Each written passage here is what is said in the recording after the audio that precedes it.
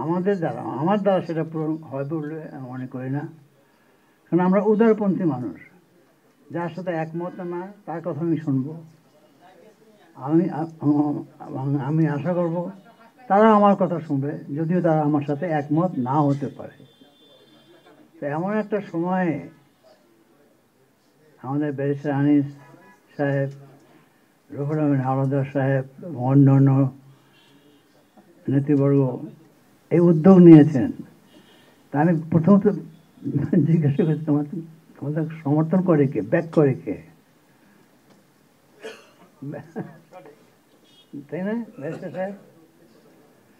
কারণ আল্লাহ ব্যাক করলে তো আমাদের প্রধান উপদেষ্টা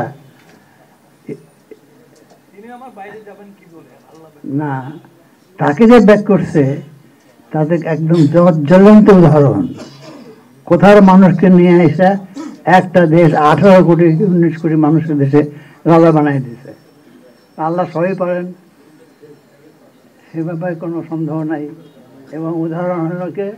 আমাদের প্রধান উপদেষ্টা। তিনি নিজেই বলেছেন, তিনি হাসপাতালে শুয়েছিলেন, তাকে যে বলছে আপনি রাজা হয়েছেন। ফুলের তোড়া দিছে কে? দিছে ওই দেশের নার্স দিছে, তাই না?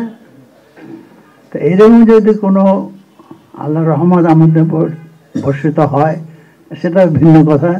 সব ধরনের তর্ক বিতর্কে উঠবে সেটা। তো আমরা তো সেটা নিয়ে আলোচনা করবো না, প্রশ্নও করবো না, প্রশ্ন করার নিষেধও আছে। এটা একটা বিরাট চ্যালেঞ্জ। এই চ্যালেঞ্জ একটা সমাজে যদি মানুষ কথা বলতে না পারে, যদি বলা হয় পিটাইয়ে দেবো, ঠ্যাং ভেঙে দেবো, মাথা ভেঙে দেবো, সে দেশে যারা একটু জ্ঞানী লোক একটু চিন্তা করে, তো ভয়তেই তো ঘর থেকে বেরোনো উচিত না। আমি এক জায়গায় ছিলাম এবং আমি অত্যন্ত ব্যথিত হয়েছি যে তাদের টেলিফোন ধরতে পারতেছিলাম না, যে কোনো কারণে হোক। কিন্তু আমি ভাবতেছিলাম যে কোর্টে গেছে সারেন্ডার করতে, তাকে মেরে ফেলেছে।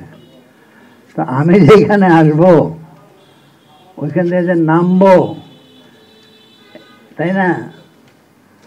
আর আনোয়ার হোসেন মঞ্জু যেখানে যাতে ওখানে একটা ষড়যন্ত্র আছে নিশ্চয়ই, থাকুক বা না থাকুক, সত্য হোক বা সত্য না হোক, তার মধ্যে ব্যারিস্টার সাহেব আছে, তার মধ্যে রেহর কদ্দুস আছে, রুহুল আমিন হাওলাদার সাহেব আছেন, তার মধ্যে আমাদের কোথায় ফিরোজ হোসেন বন্ধুগেলা, কই তুমি আছো, আছে। তো যাই হোক, এটা একটা চ্যালেঞ্জ।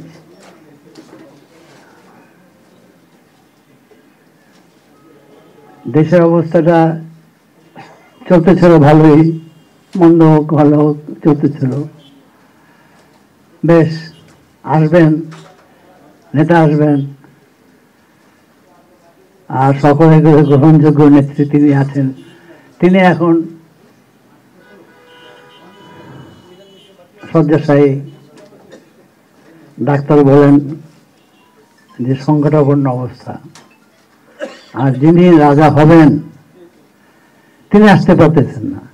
সকলের মুখে এক কথা, কেন পারে না, কেন পারে না, প্লেনে উঠলিতে চলে আসতে পারে। আর উনি কি বললেন, যারা মনোযোগ সহকারে রেখে পড়ছেন তাদের বোঝা যাচ্ছে খুব কঠিন, তাই না? ওটা বুঝতে হলেও আবার আদর্শরূপে বই পড়া শুরু করতে হবে। কোন শক্তি তাকে বাধা দিচ্ছে? আর দেশের সরকার বলছে আমরা বাধা দিচ্ছি না, তাহলে তো কোন হালায় বাধা দিচ্ছে, তাই না? কে বাধা দিচ্ছে? আমি সরকার, আমি বলতেছি আমি বাধা দিচ্ছি না, তাহলে কে বাধা দিচ্ছে? উনি আসবেন এই দেশে এবং এখানে ডাইরেক্ট ফ্লাইটে আসা যায়, তাই না? তো এইগুলি বিশ্লেষণ করতে হবে। তো ভালো কথা, সাহসী নেতৃবর্গ উদ্যোগ নিয়েছেন। যে কোনো উদ্যোগে স্বাগত জানাতে হয়, কেননা মানুষ তো আশা নিয়ে বাঁচে। আমরা তো এখানে বাংলাদেশে 54 বছর, কারণ পাকিস্তান আমল থেকে আমরা একটা সমাজ চেয়েছি, একটা রাষ্ট্র চেয়েছি, কি যেখানে মানুষ কথা বলতে পারবে, যেখানে মানুষ ভয়তে বসবাস করবে না, যেখানে বাড়ির সামনে গাড়ির টায়ার ফাটতে পড়ে সে ভয় পেয়ে বিছান দিয়ে লাফায় উঠবে যে কী হলো। একটা মানে ভীতিহীন জীবনযাপন করতে সক্ষম হবে, কিন্তু আমরা সেটা অর্জন করতে আজ পর্যন্ত পারি নাই। পরিবর্তন হয়েছে, ভালো কথা, নতুন প্রজন্ম আসছে, ভালো কথা, কিন্তু তারা এসে মাথা ভাঙে, ঠ্যাং ভাঙে, হাত ভাঙে। আরে আপনি বললেন লেখেন, লিখতে গেলাম আপনাকে আঙুল ভাঙিয়ে দেবো। এই যে কন্ট্রাডিকশন, চিন্তার মধ্যে পরিচ্ছন্নতা থাকতে হবে, স্পষ্টতা থাকতে হবে, কী চাই এবং কীভাবে সেটা আমি অর্জন করতে পারি, কিংবা আমি সেখানে কিভাবে অবদান রাখতে পারি। এখন আপনারা এখানে সমবেত হয়েছেন, সকলে ব্যারিস্টার আনিস রুহুল রহমান হাজার সাগর, কই কই বলে কী কই বলে ওই কই কিছু একটা আছে, তা না আমাদের ডাকছে কেন? নিশ্চিত তাদের কাছে কিছু আছে যেটা আমরা জানি না, সেই সেই সেই জিনিসটা পাওয়ার জন্য আমরা আসছি। আমাদের যাদের বয়স হয়ে গেছে, এখন আমরা আল্লাহ তাআলার কাছে শুকরিয়া করি, তাই না? 24 বছর আমি মন্ত্রী ছিলাম, 40 বছর আমি সংসদে ছিলাম। এখন যদি আমাকে কেউ লোভ দেখায়, এই লোভে পা দেওয়ার মতো বয়স আমার এখন নাই। কি আছে? থাকা উচিত, থাকলেও উচিত না, থাকলেও উচিত না, সম্বরণ করা উচিত, ওটাকে নিজেকে নিয়ন্ত্রণ করা উচিত। কিন্তু মাঠ খালি, সেই দেশ স্বাধীনতার পর থেকে আজ পর্যন্ত এই মাঠটা খালি, কিন্তু এই মাঠ সকলেই আমরা মনে করি এই মাঠটা আমার মাঠ। বঙ্গবন্ধু মারা যাওয়ার পর তো আরও মানে এটা স্টেডিয়াম হয়ে গেল, সবাই খেলে, সবাই খেলে। তখনও দেশ মুক্ত হয়েছিল, গণতন্ত্র হয়েছিল, মুক্ত চিন্তা হয়েছিল, বাক স্বাধীনতা হয়েছিল, দুর্নীতি বিদূরিত হয়েছিল, ভালো কথা। হ্যাঁ, কিন্তু দেখা গেল যে অবস্থা উন্নতি হয় নাই, বরঞ্চ অনেকে সমালোচনা করেছেন যেটা অবনতি হয়েছে। এখন আমরা সব ভাড়া করার লোক নিয়ে আসছি দেশ চালাতে। আমি সেদিন বলেছি, এই তোমাদেরকে জীবনে অনেকভাবে আমি অপমানিত হয়েছি, কিন্তু এইভাবে অপমানিত কোনোদিন হয় নাই। কোথা দিয়ে এসে বই লেখা মানে কয় তুমি এটা বাস্তবায়ন করো, কারণ আমাদের দেশে লেখাপড়া জানা মানুষ নাই, আমরা কষ্ট করে লেখাপড়া করে আসিনি দেশে বিদেশে। তো সে যাই হোক, একটা বিরাট চ্যালেঞ্জ আপনারা যারা উদ্যোগ নিয়েছেন তারা নিয়েছেন, আর আমরা আছি যদি লেগে যায়, কেন এখানে তো ষড়যন্ত্র ছাড়া ভোট হয় না, কেন ভোট হইলেও হয় নাই, আর না হইলে হয় নাই, তাহলে মোদ্দা কথা হলো হয় নাই। সব সুষ্ঠু নির্বাচন হয়েছে, কিন্তু একটাও গ্রহণযোগ্য নাই। কখন গ্রহণযোগ্য হয় নাই?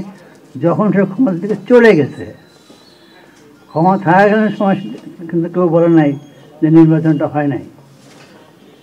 যখন আমরা চলে গেলাম তখন ভোট চোর, ডাকাইত ইত্যাদি বিশেষণ ইত্যাদি।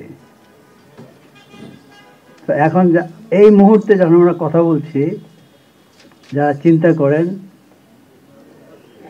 তারা সত্যি এখন একটু দ্বিধাদ্বন্দ্বের ভিতরে আছেন।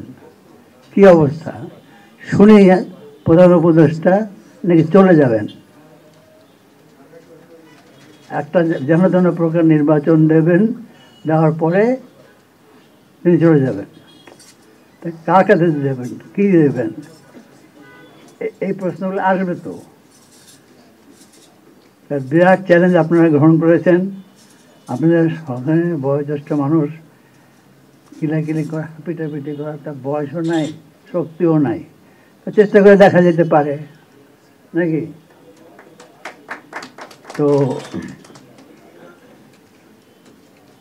নির্বাচন হবে ভালো কথা, কিন্তু নির্বাচনের মধ্যে যারা খবর কাগজ পড়েন তারা দেখেন, আর প্রার্থী কে হবে তাই নিয়ে মরতেছে, মহা মুশকিলের কথা।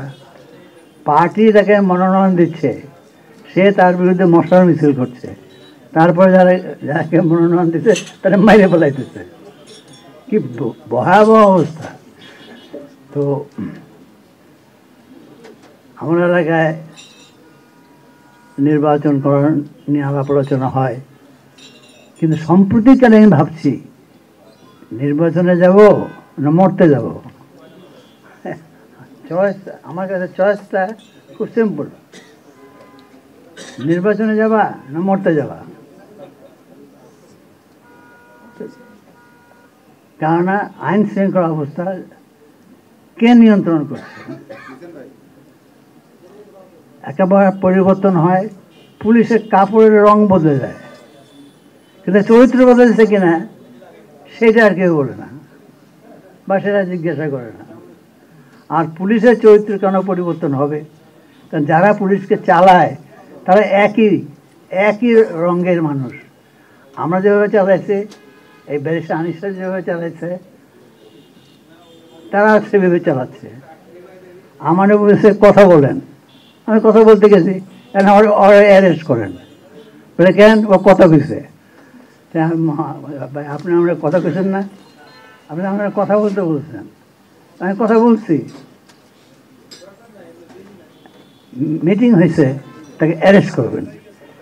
আল্লাহর রহমত, আপনাদের দোয়া, অ্যারেস্ট না করে আমরা আটকাই রাখছে, তো ভালো কথা। ছাত্র অবস্থায় গ্রেপ্তার হয়েছিলাম, তখন আমি ফার্স্ট ইয়ারে পড়ি কলেজে। সেই জন্য আমরা সংগ্রাম করেছিলাম, আন্দোলন করেছিলাম পাকিস্তানের বিরুদ্ধে, করলাম সবাই মিলে বাংলাদেশ।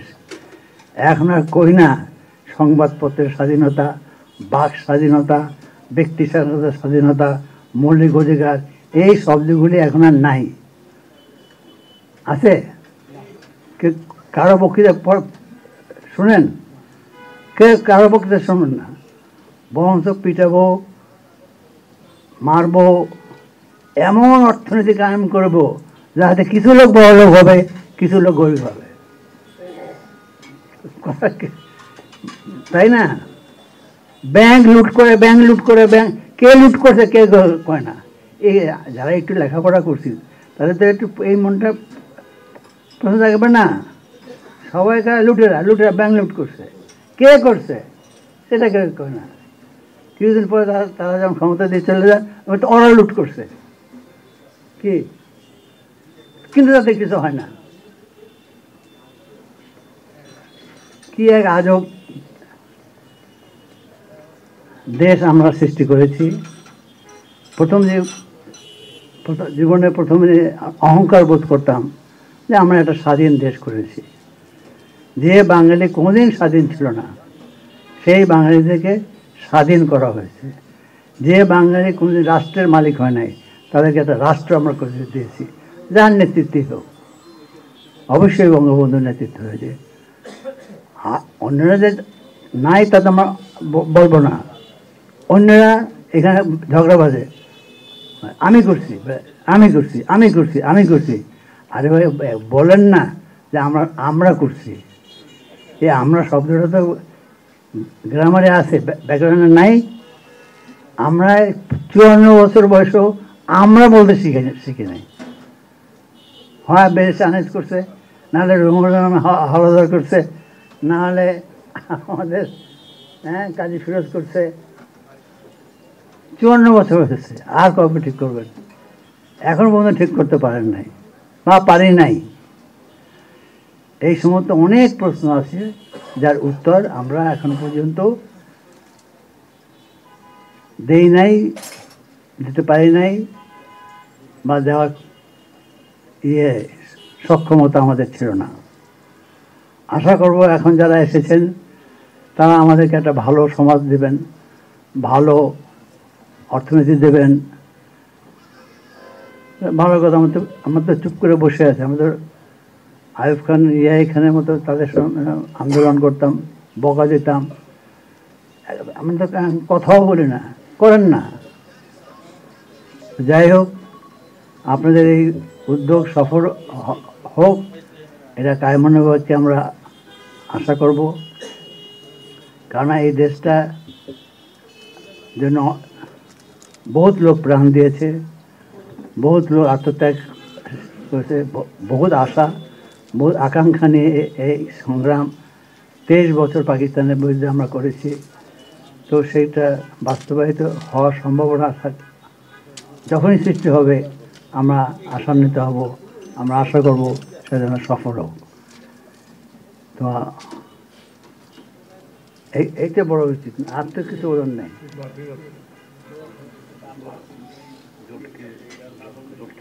ও আপনি বলেন, আমি বোধ করছি। তো আপনাদের সকলকে ধন্যবাদ। অবশ্যই আমরা আশা করব আপনাদের এই উদ্যোগ সফল হোক, সত্যিকারভাবে আমরা একটা সমাজ বা রাষ্ট্র গঠনে সাহায্য করতে পারি, যেখানে মানুষ কে খাইলো, কে পড়লো, কে চাকরি পাইলো, কে চাকরি পাইলো না, এটা কিন্তু আমার চিন্তাভাবনা নেই। আমার চিন্তাভাবনা যেটা আছে সেটা হলো মানুষ ভয়হীন একটা জীবনযাপন যেন করতে পারে। এখানে সব মানুষের ভয়, এই ভয়টা এখন দূর করতে হবে। তখনকার দেশের মানুষ স্বাধীনতা কী সেটা মর্ম বুঝবে, স্বাধীনতা কী সেটা তারা অর্জন করেছে বলে তারা বিশ্বাস করবে। আসসালামু আলাইকুম, ধন্যবাদ আপনাদের।